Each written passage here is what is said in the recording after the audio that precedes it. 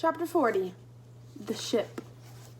And here I'm thinking, I know Roz was dropped off by a ship, so I'm wondering if it has something to do with that, or if it's a clue. Again, here's the picture of the ship. Brightbill was a flying fanatic, and his favorite place to fly was up on the grassy ridge.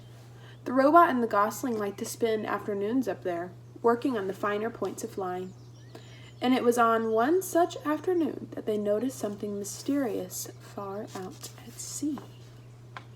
Brightbill spiraled down to his mother, flopped through the grass, and pointed out to the horizon. "Mama, what is that thing?" Roz's computer brain found the right word. That is a ship. What's a ship? A ship is a large vessel used for ocean transport. Brightbill's face scrunched up with confusion. Used by who? I do not know. It was the first ship either of them had ever laid eyes on. From that distance, it looked as though they were moving slowly, but it was actually racing through the waves.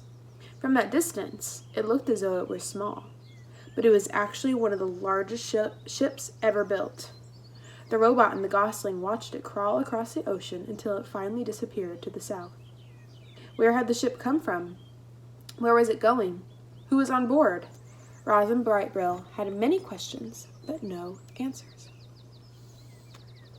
Chapter 41, The Summer. On clear summer days, Roz and Brightbill and Chit-Chat liked to go exploring. They investigated the island's sandy southern point.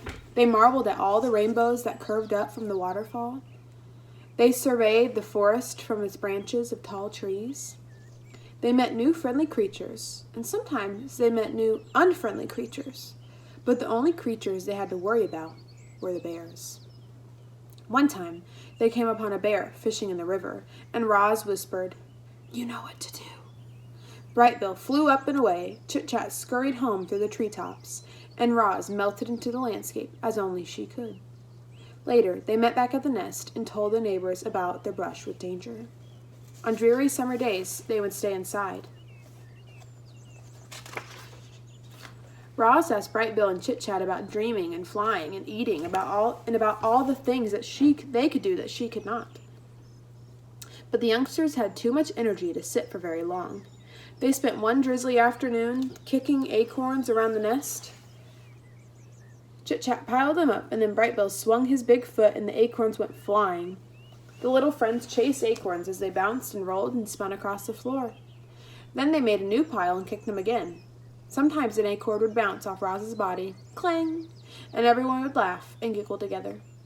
Even Roz laughed. "Ha ha ha," said the robot, trying to act natural. On clear summer evenings, they would sit outside and watch fireflies twinkling across the pond. They'd lie back and gaze up at the darkening sky. "Excuse me. That big circle is the moon," said Chit-Chat. "And those little lights are called stars, and one time I tried to count them all, but I can only count to 10, so I just kept counting to 10 over and over, and I have no idea how many stars are out there, but I know it's more than 10. "They are not all stars," said Roz. "Some of them are planets." "What's a planet?" said Chit-Chat. "A planet is a celestial body orbiting a star." "What does celestial mean?" "Celestial means something that is in outer space." "What's outer space?" "Outer space is the universe outside the atmosphere of our planet." "What's the universe?" "The universe is everything and everywhere." "Oh, so the universe is our island?" None of them would ever really understand the universe, including Roz. Her computer brain knew only so much. She could talk about the earth, and the sun, and the moon, and the planets, and a few stars, and not much else. The night sky was full of streaking, shimmering, and blinking lights that she simply could not identify. Clearly, Roz was not designed to be an astronomer. On dreary summer evenings, Roz and Brightbill would curl up together, just the two of them, and listen to the rain pattering on the roof of the nest. The robot would tell stories of annoying pine cones and terrible storms and camouflaged insects. But the sound of the rain always made Brightbill sleepy, and he'd be out before his mother could ever finish the story. Chapter 42, The Strange Family. It was a sweltering afternoon, and the heat had put everyone in a bad mood. Roz was standing in the shade watching her son out on the water. The other goslings were teasing him about something when they suddenly burst into laughter, and Brightbill turned and hurried home with a stormy expression on his face. He stomped into the garden and right past his mother without saying a word. "What is wrong, Brightbill?" said Roz as she followed her son into the nest. "Nothing," he squawked. "Leave me alone." "Tell me what is wrong." "I don't want to talk about it." "Maybe I can help." "Mama, the other goslings were making fun of me." "What did they say?" "They called you a monster, and then they laughed at me for having a monster mother." "They should know by now that I am not a monster. Would you like me to talk to them?" "No, don't do that. That'll just make things worse." The robot sat next to her son. "Mama, I know you're a robot, but I don't understand what a robot is." "A robot is a machine. I was not born, I was built." "Who built you?" "I do not know. I do not remember being built. My very first memory is waking up on the northern shore of this island." "Were you smaller back then?" said the gosling. "No, I have always been this size." Roz looked down at her weathered body. "However, I used to be shiny, like the surface of the pond. I used to stand straighter than a tree trunk.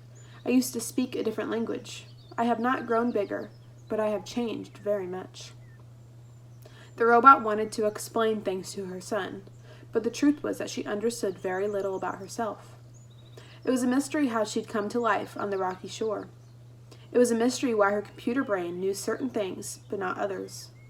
She tried to answer Brightbill's questions, but her answers only left him more confused. "What do you mean you're not alive?" squawked Brightbill. "It is true," said Roz. "I am not an animal. I do not eat or breathe. I am not alive." "You move and talk and think, Mama. You're definitely alive." It was impossible for such a young goose to understand technical things like computer brains and batteries and machines. The gosling was much better at understanding natural things like islands and forests and parents. Parents. The words suddenly left Brightbill feeling uneasy. "You're not my real mother, are you?" "There are many kinds of mothers," said the robot. "Some mothers spend their whole lives caring for their young. Some lay eggs and immediately abandon them. Some care for the offspring of the other mothers. I have tried to act like your mother, but no, I am not your birth mother." "Do you know what happened to my birth mother?" Roz told Brightbill about that fateful day in spring, and how the rocks had fallen, and only one egg had survived. About how she'd put that egg in a nest and carried it away, and about how she'd watched over the egg until a tiny gosling hatched. Brightbill listened carefully until she finished. "Should I stop calling you Mama?" said the gosling.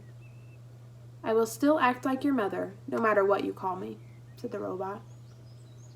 "I think I'll keep calling you Mama." "I think I will keep calling you son."